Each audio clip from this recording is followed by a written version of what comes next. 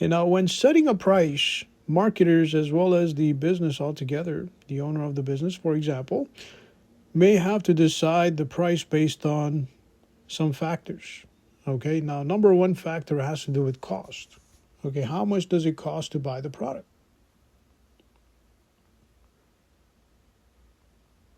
Okay, now in some cases, we're not just looking at the cost to buy the product, but also operating expenses, okay, such as marketing expenses, okay, wages, utilities, rent, lease, capital assets, depreciation, so on and so forth.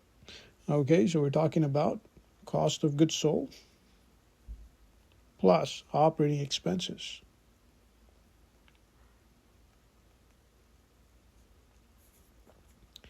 So when you set the price for your product, you want to make sure that that price not only breaks even, okay, not only levels out with the price, the cost of goods sold, but okay, it gives you enough profit for you to run your business, which means to pay for your operating expenses, to pay for your wages, to pay for your marketing, to pay for your advertising, so on and so forth.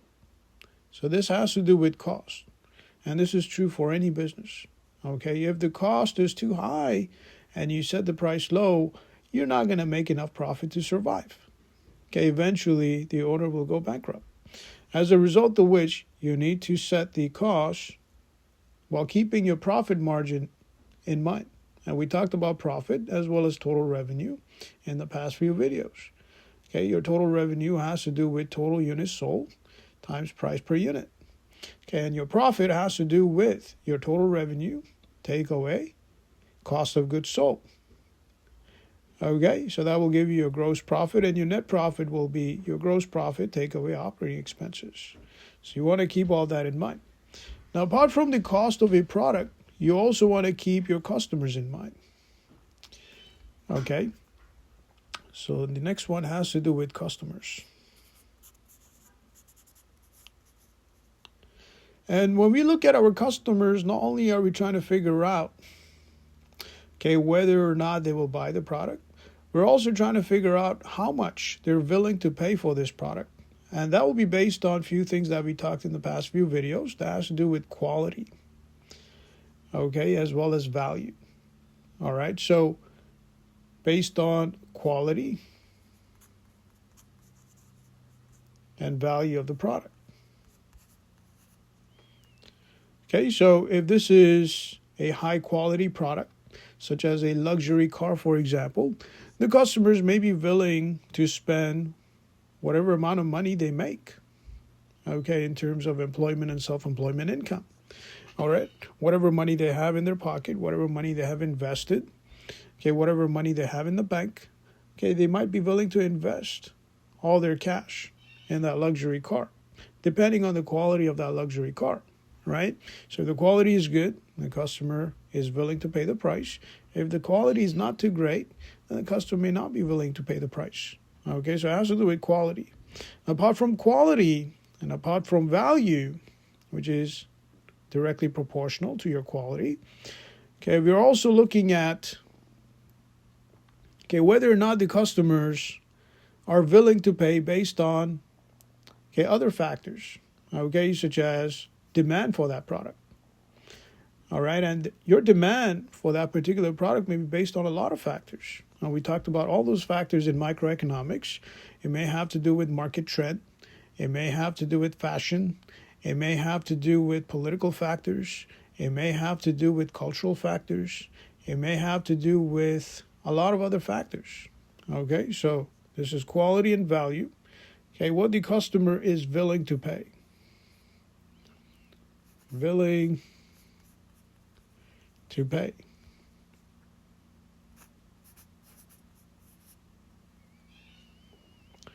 All right, now apart from that, you have channels of distribution.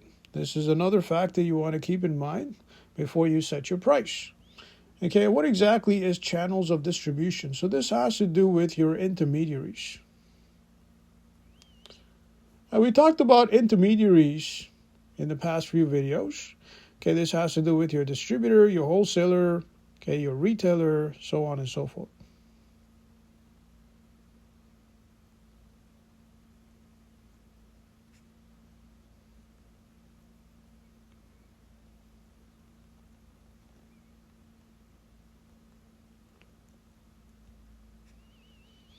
Okay, so this is wholesaler,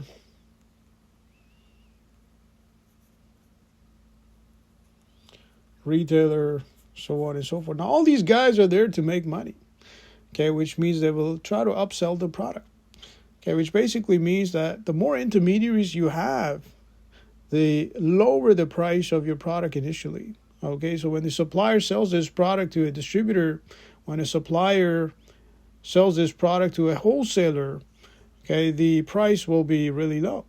Okay, the reason why is because, okay, the wholesaler has to make profit by upselling this product to a retailer, and the retailer has to make a profit by upselling this product to the consumer, and the consumer is not going to be able to pay a high price for a product for which the demand is not too high in the market. Okay, so we talked about demand. As the price goes up, demand goes down. As the price goes down, demand goes up. So you want to keep your demand at such a level where the consumer is willing to buy the product in the first place. If the price is too high, the demand is going to be too low, which means the consumer is not going to buy the product.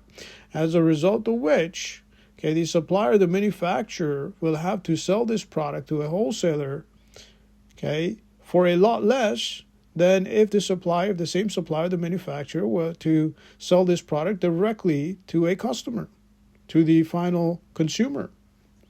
All right, so this has to do with channels of distribution. Now, apart from channels of distribution, you also have competition to keep in mind.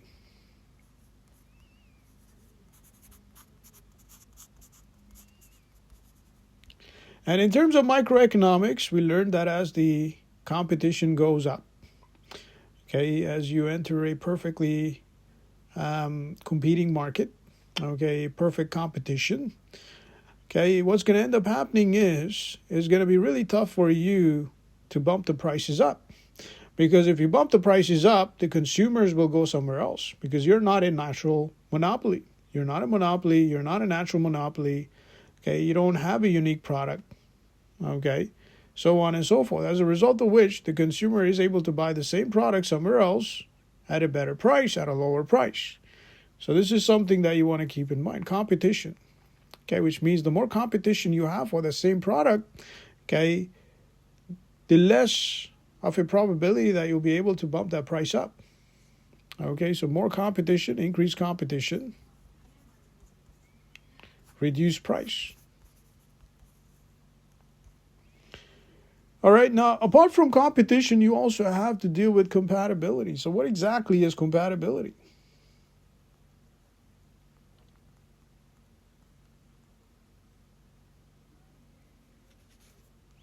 And compatibility has to do with, okay, compatibility of your pricing with the consumer. Okay, compatibility of your price with the pocket of the consumer. If the consumer is not able to pay, okay, your price is not compatible with that of the consumer or the consumer's budget. So if a consumer has a budget constraint based on, let's say, their age group, let's say they go to college, they're college students or university students, okay, between the ages of 18 and 30 years of age, okay, they may not be able to pay a lot of money for a certain item, let's say a car, okay, because they've got tuition fees to pay. All right, as a result of which, it's important to figure out the compatibility between your product and the budget constraint of your target audience, okay, people who are willing to buy your product. So this has to do with compatibility. So pricing, compatible,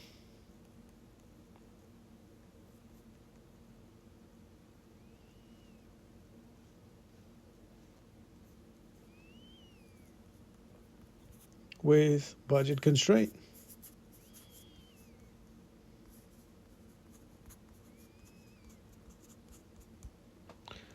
All right, so that will be it for this video. On behalf of eLectronics, this is Obaid. Have yourself a great day.